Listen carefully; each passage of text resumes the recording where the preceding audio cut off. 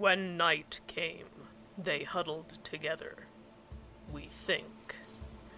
We can't be sure, because we also found a lot of rope. Welcome to Night Vale.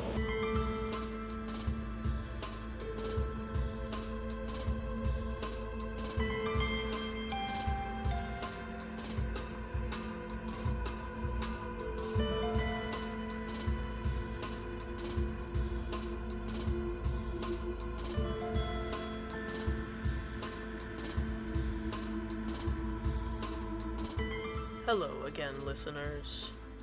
It's been 2 weeks since, well, you know. I haven't heard anything, although I've been listening more closely than usual. And, you know, when former intern Dana vanished, we didn't hear from her for a long time, and she's alright, right? I mean, for a given value of alright. She's at least alive. For a given value of alive. I have to stop this. I'm going to drive myself crazy. Right. The news. Right. The submarine from Nulogorsk has been moved to the Night Vale Harbor and Waterfront Recreation Area, or the collective hallucination of the Night Vale Harbor and Waterfront Recreation Area, because we all know that building a marina in a desert would have been an immense waste of money and time, and we have been told, without room for discussion, that the harbor does not, in fact, exist in reality. Nonetheless, the submarine from Nulogorsk has been moved there, by persons or forces unknown. Several citizens have reported that the man in the tan jacket was involved in some way, although none of them seem to be able to recall how he was involved, where they saw him, or even whether or not they themselves were actually present to see him. The fact remains that the submarine has been moved, which has freed up some space in the downtown area, and has made the likelihood of randomly aging hundreds of years due to being too close to the submarine decrease significantly. Somewhat relatedly, Megan, the detached man's hand who just recently acquired a donor body, is up and about. She was seen by several horrified citizens shambling down the road towards the recently reopened White Sand ice cream shop. This spunky young girl has defied all expectations and soared beyond all hopes we had for her. She is a shining beacon of accomplishment in this dreary and difficult world.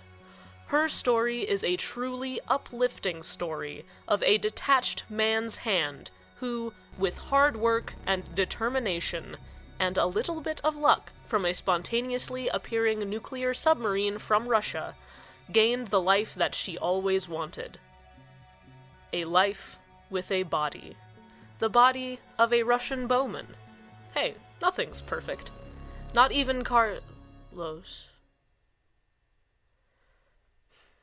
Sorry, listeners. I can't stop thinking about him.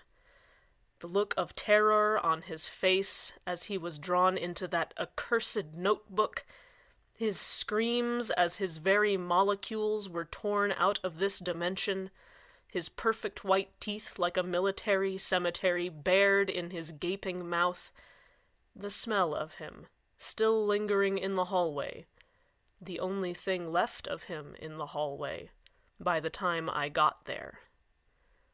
I just miss him so much.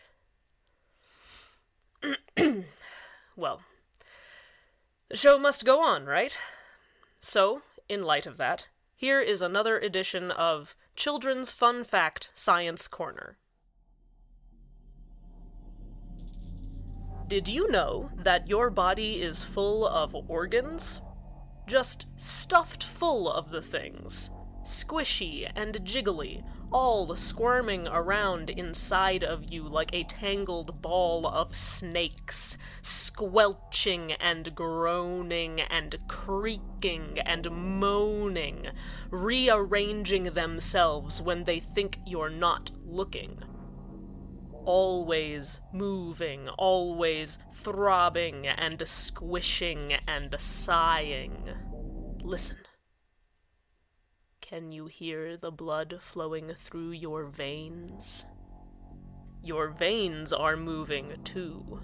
They crawl around just under your skin like worms, slow, blue little worms that are crawling their way slowly, slowly towards your heart, slowly, patiently crawling up your arms and legs just underneath your skin, burrowing, tunneling, writhing towards your heart, crawling, slithering, wriggling their way up to your heart and your brain. Oh, and your brain. Don't even get me started on your brain. Your body is full of organs. They are conspiring against you. Didn't you know that? Organs are bad for you. You should get rid of them. Your organs are your enemies. Your organs are all that stand between you and the life you've always wanted. Cut them out. Rip them from your body and bury them behind the shed in the backyard. Plug your ears to shut out their noises. Tell no one. This has been Children's Fun Fact Science Corner.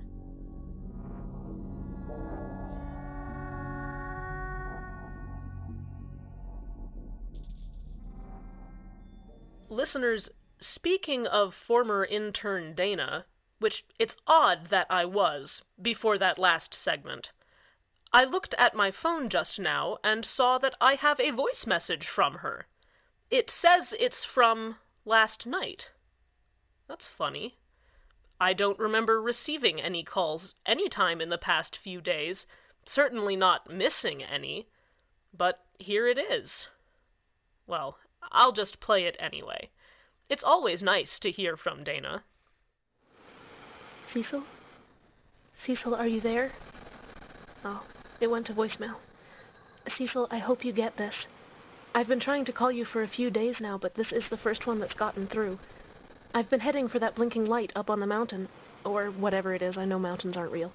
And I'm starting to think it isn't a mountain at all, and that the light isn't blinking. Cecil, I think it's a lighthouse. Before you ask, no, I don't know what a lighthouse would be doing in Night Vale either, but I'm beginning to think that I'm not in Night Vale anymore. There's snow everywhere, and an ocean, and a lighthouse. There's no one here.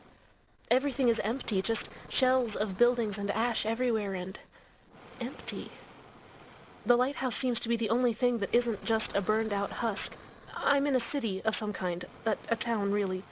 But it's just so empty, Cecil, so cold and gray and empty. I'm losing the connection. I'll try calling you again to the lighthouse. Cecil, if you take anything away from this message, don't... Well, it's good to know that Dana is alive? I can't say her message wasn't slightly concerning and frustrating, but it's good to hear from her nonetheless. It gives me hope that I might hear from Carlos. Maybe. I've been sleeping with my phone pressed to my chest, clutched in my cold hands and held against the beating of my heart, just in case he calls in the night. Just in case. And now, a word from our sponsors. Today's episode is brought to you by the feeling of cold. At a loss for how to feel? Feel cold. If you are having trouble expressing cold, try some or all of the following: shivering, sniffling, rubbing your arms vigorously with your hands, breathing into your hands, flexing your stiff blue fingers, frostbite, or simply dying of hypothermia. The makers of cold would like to remind you that cold is for everyone, whether you like it or not. There is nowhere you can go where you will not eventually be cold. Cold is in everything. How's the weather? It's cold. How are you? I'm cold. Why are you sniffling like that? I have a cold. Stop asking so many questions. That was cold. Cold. Shiver until your body dies. A brief bit of news on the woman from the sand wastes. When I returned to Carlos's lab after the last show, she was organizing the lab, as usual. She must have seen the devastation written plainly on my face, for she stopped what she was doing and hurried over, helping me into a chair with gentle hands on my heaving shoulders.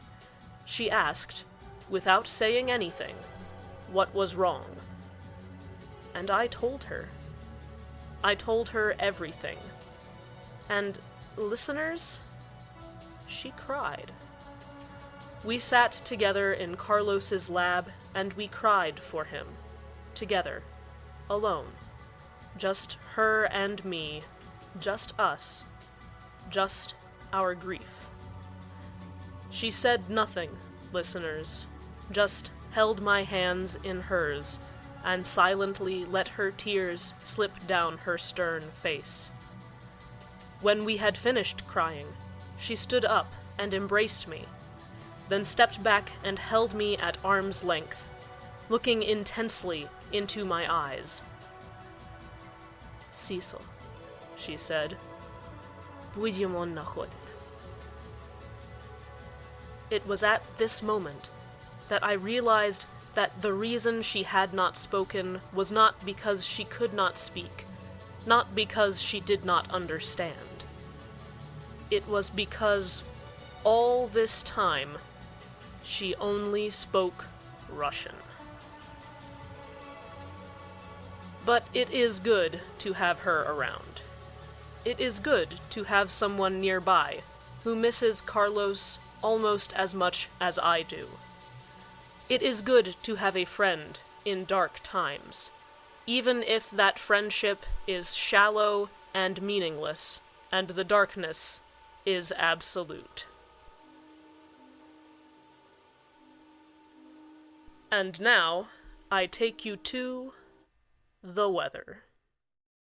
Mouse 2 feet won't sleep till he arrives, so he brings his work home.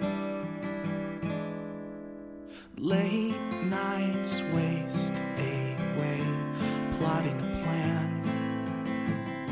tracing the steps he needs to take, till he says, "My job is done. You're old enough, it's time to leave this home and go on your own." I know it's hard, but it's not my problem anymore. Not anymore.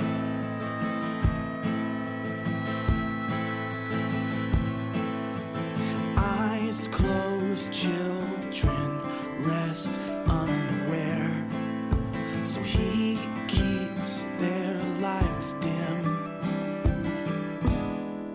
and angels hold their tongues up above, with a scowl shaking their fists, when he says, "My my job is done. You're old enough, it's time to leave this home and go on your own. I know it's hard, but it's not my problem anymore. Not anymore.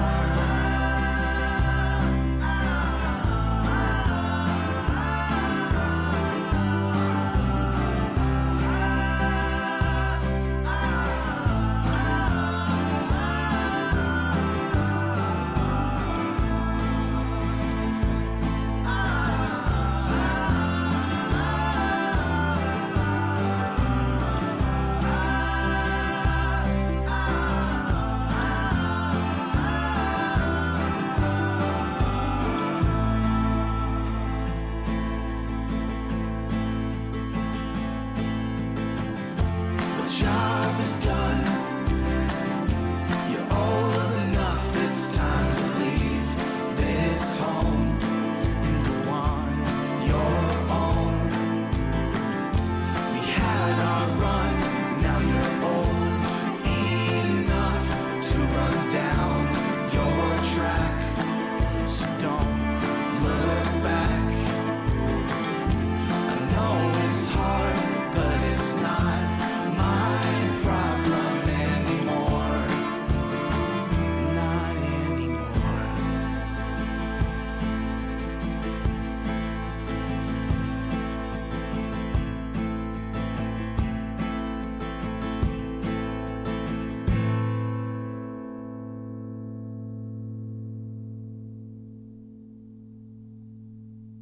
Well, Night Vale, we've made it to the end of yet another day. The sun has set, the moon has risen, the lights are dancing over the Arby's. Life is, for the most part, as it should be. No crises, no momentous events, just this. Just our little town. Just you and me, your ears and my voice. There is only one thing missing, dear listeners, but I think you all already know what that is. I think we are all missing him, some more than others. I think we are all praying for his safe return, praying to whatever entity or force we believe has the power to bring him back to us. We are praying until our throats are raw and our knees are bloodied. We are praying, begging for Carlos's safe return. Listeners, I've just been handed a note. It's from station management. It says, "Stop talking about Carlos. Stop looking for Carlos. He's gone. Get over it. Just do the news, all right. Just shut up about stupid Carlos and do the news that we give you. Jeez. Seriously."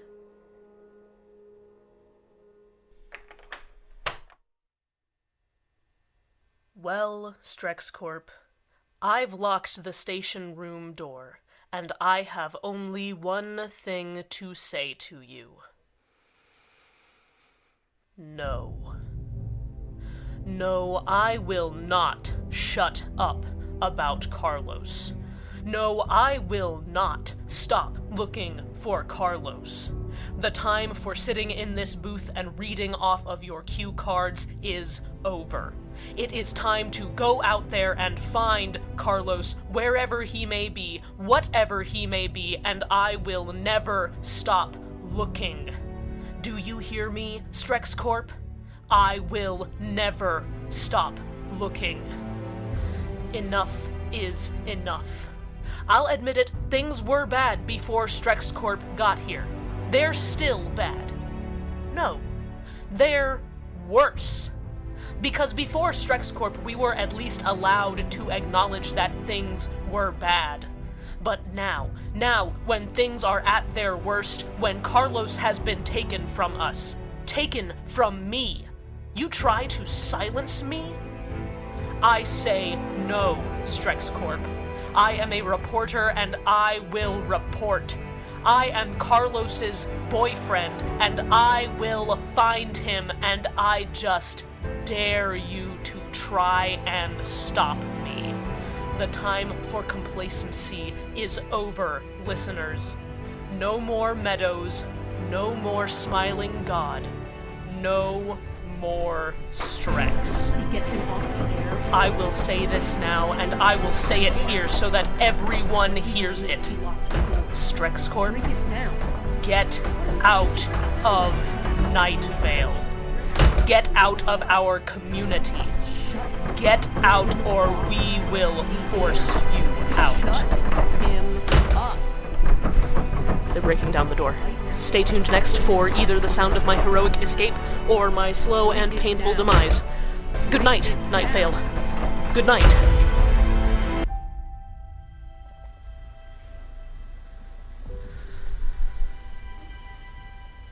Cecil?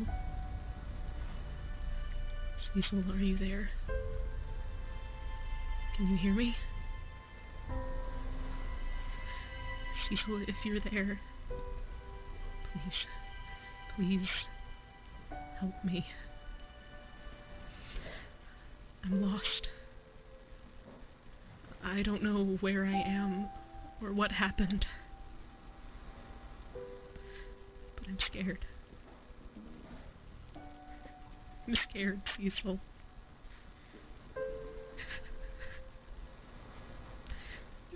hope that wherever you are, wherever I am, you can find me.